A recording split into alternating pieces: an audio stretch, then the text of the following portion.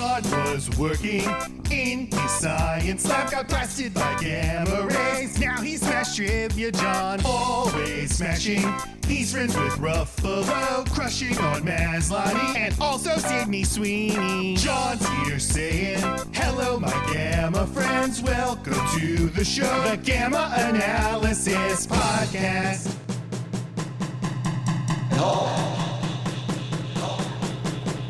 Smash.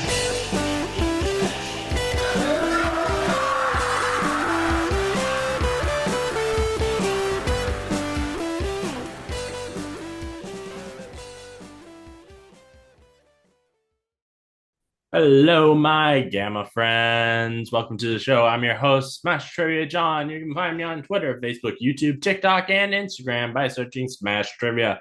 I'll be the one with the big old green head in the profile picture.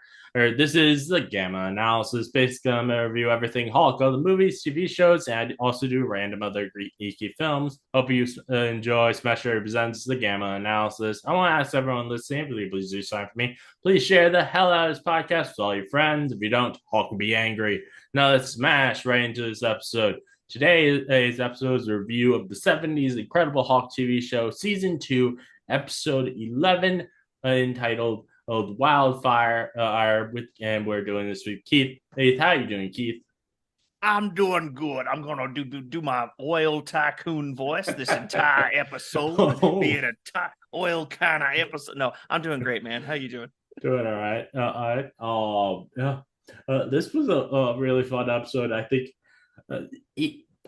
this episode might be one of the most mature episodes that that the Incredible Hulk show has done, and I say that not just because of what I talked to you about on Discord, but the art of how they implied David having sex with Zod, but also because I'm pretty damn sure that the explosion near the end of the episode killed some people.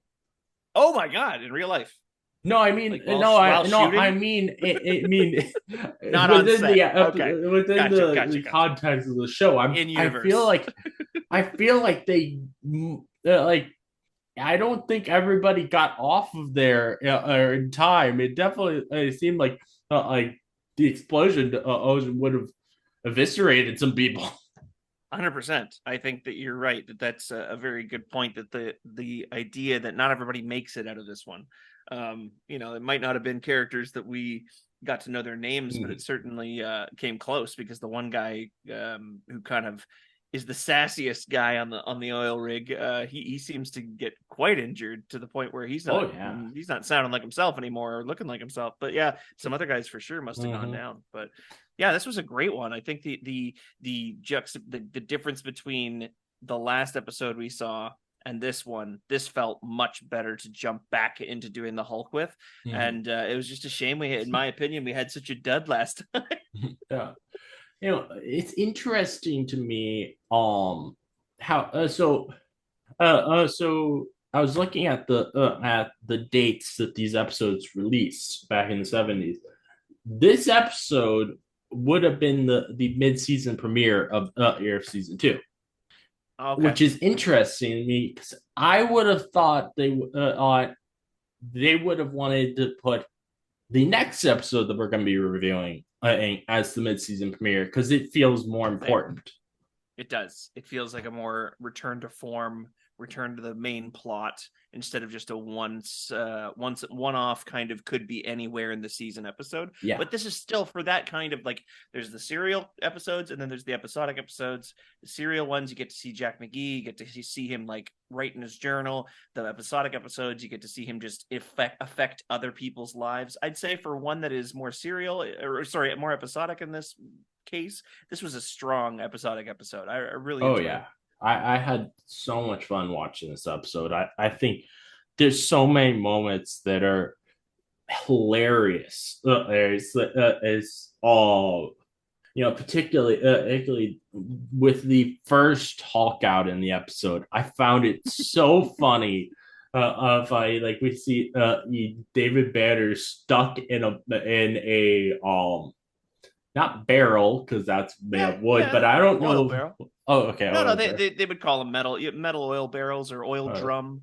yeah, Yeah, 100%. And the fact that you don't and see his eyes, you don't see that oh yeah. iconic eye change. You just hear the sound that always accompanies it, Oh and you yeah, know and then exactly you what's just happening. see the a hawk burst out of it. I thought that was hilarious, and then how he looks at the guy through the mirror in the car, and then crawls on top of the vehicle and breaks the windshield, Yeah, and pulls him out.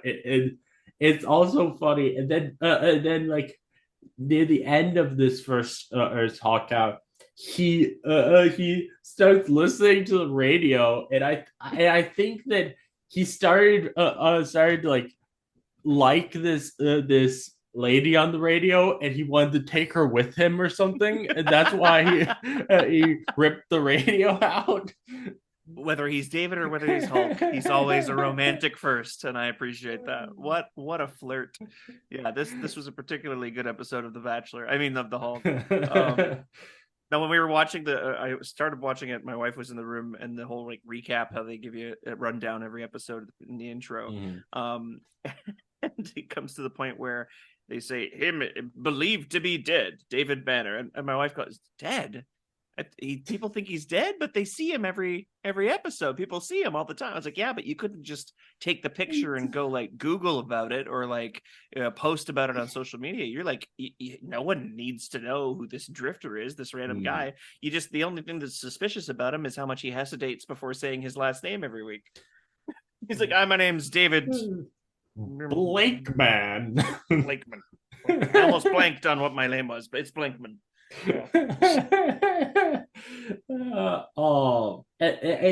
It's interesting. I think David Banner, I think, is supposed to be a famous scientist within this world, and but I'm guessing it's just he's famous within the field of science. Yeah, Regular yeah. people would not recognize him. Like there probably are pictures of him out there with scientific discoveries or whatever or that he was part of, but regular people wouldn't have seen those. Yeah, like he's what kind of scientist? He's genetic physicist or something. Like he's gamma radiologist. So No, I yeah, don't know. it's Something. he. I don't know exactly what they said. I don't remember what they said in the first episode of this, but like but I'm pretty sure, or he was his original thing was that he was working on trying to harness the strength that people can and have whenever they're in Moments of extreme adrenaline type of thing. like mothers are being able to pull a car off of their dying child. Yeah, yeah, that is cool.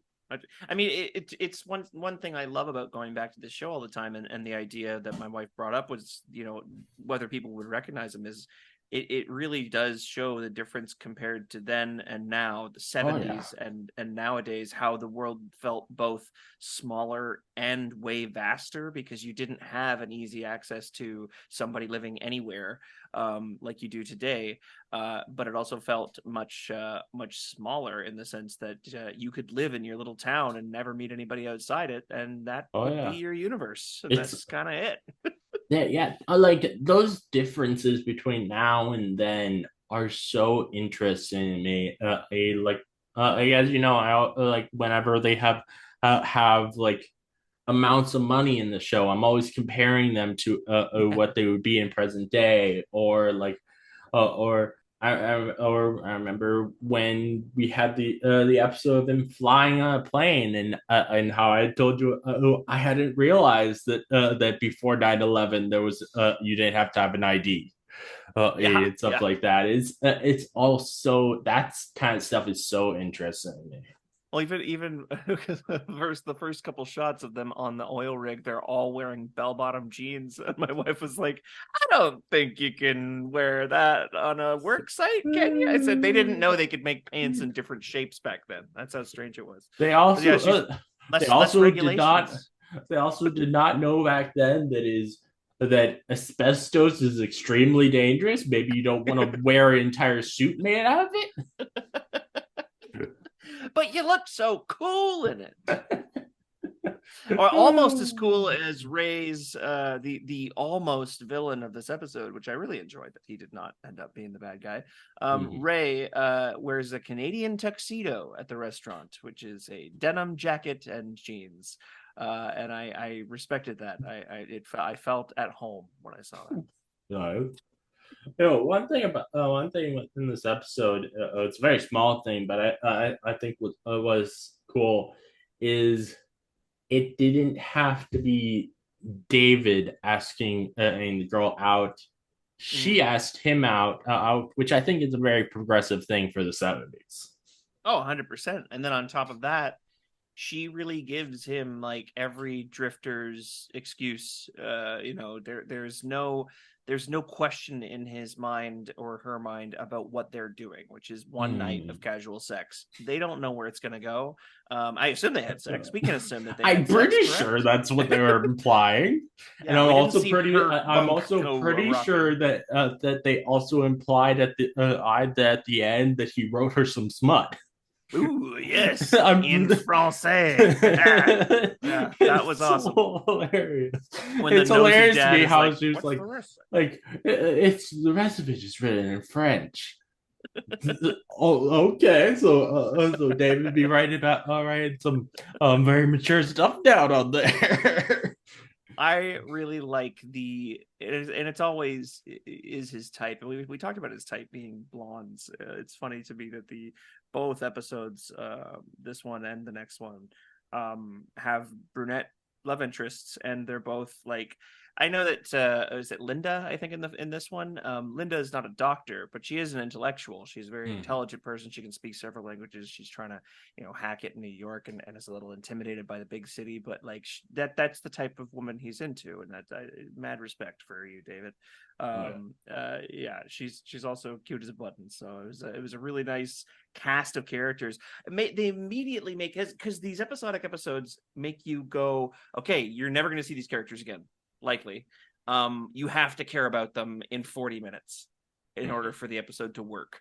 This one had her father Mike, it had Linda, it had Ray, it had this Adler asshole, that it had that oil tycoon who Ray worked for that you saw once, which I was very surprised was never seen again. But it was a really quick, concise storytelling that made me care about everybody involved, and it made me root for them. So it was awesome. Also saying, and this is in both of the two episodes that we're gonna be reviewing. I feel like they show more locations than normal, if that makes sense. Yeah, it's some episodes you can maybe tell that they maybe had a more constrained budget, and they just didn't have a lot of places they were able to get to shoot. Maybe just didn't come together production wise as much. But yeah, they did do. This felt like a lot of the episodes in season 1, where there was many different set pieces, many different places for him to. I mean, a lot of it did take place on the oil rig, but that was a unique enough scenario that it was like, I'm fine with us spending the majority of the time there. We mentioned a bit ago about like the differences between back in the 70s and now, and one big thing that I think is very interesting for this episode is the oil rig, because if this episode had been made now, this would not be something in a small town. This would be an offshore oil rig. Oh yeah, 100%. And that's and because that's the only kind of oil rig I ever see in movies or TV these days. Yeah, it's true. It was it was not politicized the way that it is now. It's not at the time it wouldn't have been as rare a resource as these days, and certainly they wouldn't have been caring nearly as much about the effect on the environment that the amount of heroes you could find at an oil rig in 1979 was many of them were people just trying to get that paycheck and working for free until they do, and it was a gamble. It was just all these noble people just going for their gamble. Yeah, different time. You're right. Oh yeah, absolutely. But I just think that's a very interesting thing, and I kind of like assumed it would be be something offshore since that's what I expect out of oil rigs. Is that Mhm. I think it would have been very interesting if it was because I feel like a offshore oil rig would be a really really bad place for the Hulk to come out at. Yeah, yeah. It's like Like he can't Mark escape Ruffalo's line. there. Yeah, you want to put me in a confined metal Yeah. container type of thing. Like it's like, yeah, put me out on an oil rig. Uh, See what happens. And I would imagine that Hulk, even though I'm sure if he really put his mind to it, he could learn how to be the fastest swimmer. I bet you he doesn't know how. Mhm. That's my guess. Looking at him. Speaking of intelligent, he did some pretty intelligent things in this episode. Hulk, and capping the oil rig, which I would not have expected he would have known how to do. Yeah, that and he makes people smile with his he kind of looms over Ray and Linda when he first saves Mike. He kind of stands there kind of creepy for a second and then he goes and caps the oil rig and it's like, "Oh, now we're all smiling. Look at this big green guy doing this great And, stuff for us and not getting hurt. That's great." How do you do that? interestingly, though, I find it hilarious how when he runs away for in the second in Hulk out, he just runs into the fire. I Like, that's I love that wild. it was this celebratory roar that he gave after capping the well. He goes like he just looks at them. He's like, "Yeah, I did it! I'm gonna flex for a second." And then it Oh, seemed yeah. like all of a sudden he realized he wasn't supposed to be there, and he's like, "Oh, okay." Just kind of pissed off. I was like, "All right, bye." Oh, man. I felt bad for Lou. Honestly, he's so Oh, exposed, yeah. and I know he wasn't as close to the fire as the cameras would make it look. But damn, like it's had Yeah, to be that's hot. that I have to wonder. Like that today they would have different ways to be able to make it so it's not like real fire where people are going to get injured. But back then they wouldn't have had those, and that would suck. Having to film that. Yeah, that looked real. And I'm sure that a lot of the people were wearing protective stuff underneath their clothes, but he can't wear that. And he's definitely not covered in some kind of like flame retardant gel because he's covered in a paint that is, I assume, hopefully not flammable, but Hopefully not. but he would be so shiny if he was covered in anything that was flame retardant. So it is clear that he was not wearing anything other than the green makeup. So Oh yeah, yeah. Um, what else is there about this episode? I really want. did it Yeah, bother you? Like it bothered me when they finally tapped the oil and they all just dance and scream and shout so happy. Were you not like going, hurry up and catch that shit? Like, why are you just dancing in it? Like you're wasting all that if you're gonna do this damage, catch the oil. Like it just bothered me a little bit to see them take so long to like preserve it. that's weird. Weird. No, I think that's definitely a funny thing. One thing that annoyed me a little bit was that so they know that Adler is trying to kill David. Mhm. If you know that, why don't you have one of the other employees he's watch his back while he's working with the detonator.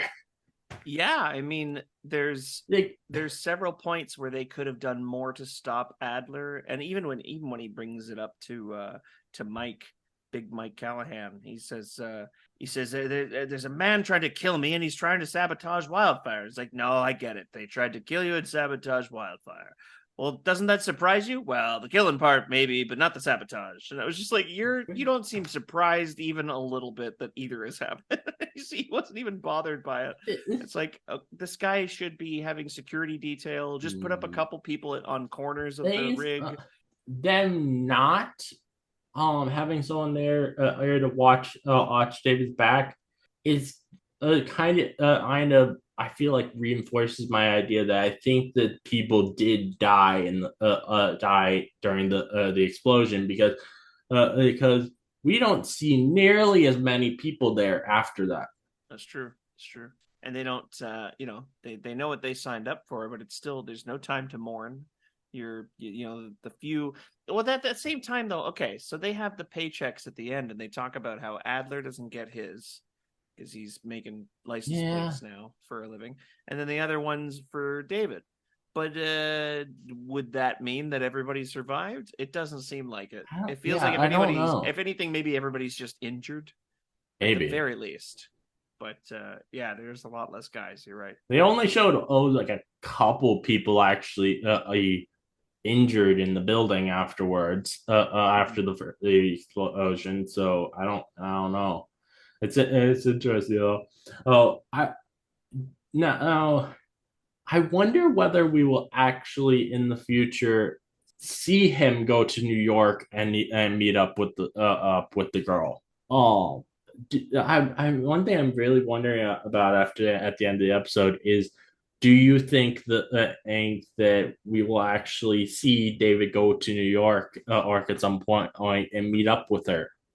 I mean, that'd be nice. He did seem insistent on getting that paycheck, but also that he did want to share a bottle of nicer wine with her.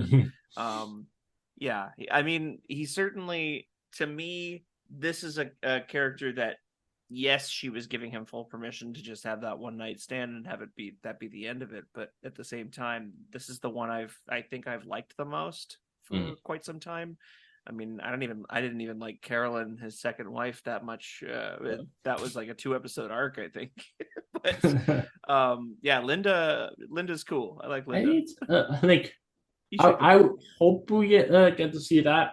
I do wonder if we might not, just because it is expensive to film in New York. Yeah. Or like when they did the New York episode in season, I think it was in season one. They the only scene that they actually filmed there was Hulk running through Times Square, and for that scene, they only brought Lou Ferrigno there because of how expensive it was. Yeah. It makes sense. I mean, that's some exterior shots that are unmistakable that you need to have if you want to make a believable New York, street run. Like you could shoot the whole thing in an office building or something and tell everybody that it was New York. Everybody that you'd have nobody able to argue. But if you're gonna have someone exterior in the middle of downtown New York, you kind of need to either be really good with green screens or. Which they wouldn't have really had that much. The restaurant though that they go to the episode, God, that has to be awful. That restaurant. Everything is well done, and I was just gonna say, the worst wine ever. And then frozen shrimp. Yeah. No, that sounded awful. I don't know which is worse, that or the time the 2 times that my mom and I stopped while traveling in this small town, where the only restaurant on the people would tell us to go to felt very culty. Ooh. Yeah, it was like a restaurant that would like reel people in and then maybe like sit them down and talk them into joining. So, no, it's like, I don't know. There was just a creepy vibe there, and it was like this feeling of nobody liked us because we're outsiders, sort of thing. Both times that we went there, everybody else that was there would look at us while we're eating. It was so creepy.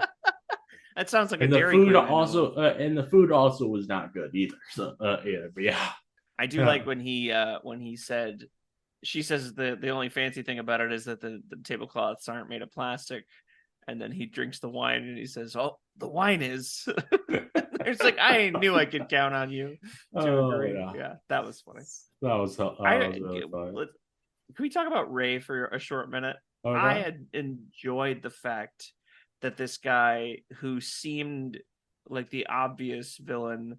I like it when they change things up. I Oh like it when yeah. they introduce a character early on, and Mike kind of points out that Ray used to be on the rigs with them early on, and now you're wearing these 3-piece suits, and we always used to kind of look down on that type of guy coming in to hustle us and whatever. And so he makes the point about the 3-piece suit, and I don't trust it. And Ray immediately starts loosening the tie, and it feels too tight on him. And then by the end, he starts helping out at the Oh triage yeah. on the rig, and he's taking first thing he does is takes off the suit. And I was just like, yeah, like it's just It's such like a short period to care about a character, and he wasn't even well acted. Like it wasn't the it was best a acting. great twist though. Yeah, yeah. I definitely really like that. Yeah, this episode just as I think as a whole was just such a fun episode. And I it's nice was to see like, people smile about what the Hulk is doing. Like you say, yeah, when oh he yeah, capped the well, everybody was like like excited. I genuinely when I was watching this, I was laughing out loud so many times while watching it because I think there are just so many genuinely funny moments, and it's not laughing at how bad things are or anything. It's just that I think they genuinely made some funny moments. Yeah. Yeah. The just I mean, Bill Bixby in general has such charisma on camera, and it's very Mhm. clear why he can lead his own show. But it's like that he has to be a main pillar of why the show, like obviously Lou has his huge contributions and the Mhm. writers and directors and everything, but Bill Bixby carries this show because of his charm, Oh and put yeah. him in any situation where he people are coming after him, and he has this big sabotage conspiracy, and he's being thrown. Okay, the guy who threw him in the barrel, Adler or whatever, to me did it in the most inconvenient, slow way possible. That was making me laugh. He's like, I'm gonna arrest you against this. I'm gonna put this barrel here. I'm gonna lay you gingerly head near the opening, and then somehow try to shove you in the barrel while also having to hold on to the barrel. I was like, holy shit, dude! Like you could have dumped him into this off of a deck or something. Anyways, Oh long story yeah. short, it's very amusing. The I, music when he's I flirting with Linda, also hilarious. This heroic big crescendo music before they go in and have their little, midnight delight. Uh, I find it funny how they literally just go into one of the buildings at the oil rig, and she's like you want to see my penthouse apartment? Yeah. Yeah. She's like my Upper East Side which no, it's funny. which maybe I'm crazy, but I think she was intended to be euphemism. You A- 100%. yeah. I like that because he comes out of her place so quickly afterwards, just throws his jacket over his shoulders, just kind of like slyly walks back to the bunk. And it's like I thought he was gonna walk into the bunk and the other guys were gonna make fun of him or tease him for like getting with the boss's daughter or something. And it's like, no, we're right onto this sabotage plot that Adler's doing over here. I was like, this is a really fast-paced, well-paced out Oh episode, yeah. and they fit a lot into 40 minutes. Oh, absolutely. All right, well, that's really everything I have to say about this episode. Is there any last things you'd like to say? I think that it's nice when an episode, to me, features a risk and an action kind of ability to show off the Hulk's strengths in crisis in a way that we haven't seen before, rather Mhm. than just take on some goons or throw some people into some walls. He's dealing with like something we've never seen before, an oil rig Oh yeah. on fire. It's the same thing as like a building crushing him in the earthquake episode. Like it's just stuff like that that's like a once in a while thing that you can't do 2 episodes like that. So Mhm. it's really nice to capitalize on it, and they wrote a really good episode about an oil rig, so that was cool. Absolutely. Yeah. Well, that's everything to say. So, Oh, thank you everyone for listening. If you like this gamma analysis, please give a 5-star review on Apple Podcasts or a 5-star rating on Spotify. I'd love to hear your thoughts on episodes. Please let me know. If you'd like to listen more from me, please subscribe. Many more gamma analysis from me coming, so keep on the lookout. This again is your host, Smash Ray John, signing off.